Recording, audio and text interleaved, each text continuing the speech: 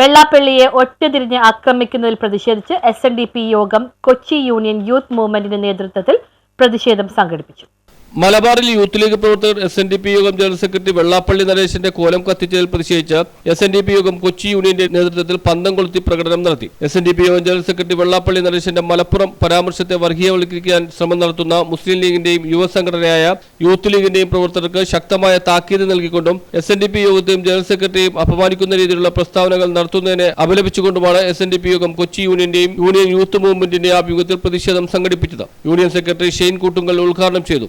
Union director board അംഗം CK Telfy, union councillor CV Sathyan, youth movement president Arun Nampoor, youth movement secretary Arjun Aramuriyil, youth movement സംസ്ഥാന secretary Shyam Prasad, youth movement vice president Ajay Ghosh Ravi എന്നിവർ സംസാരിച്ചു.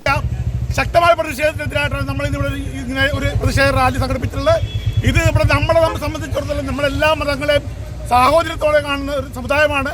അപ്പോൾ നമ്മുടെ ഏറ്റവും പ്രിയപ്പെട്ട നേതാവിനെതിരെ ഇങ്ങനെ ഒരു സംഭവം ഉണ്ടായപ്പോൾ നമ്മളുടെ ശക്തമായ പ്രതിഷേധമാണ് ഇന്നിവിടെ കാണുന്നത്.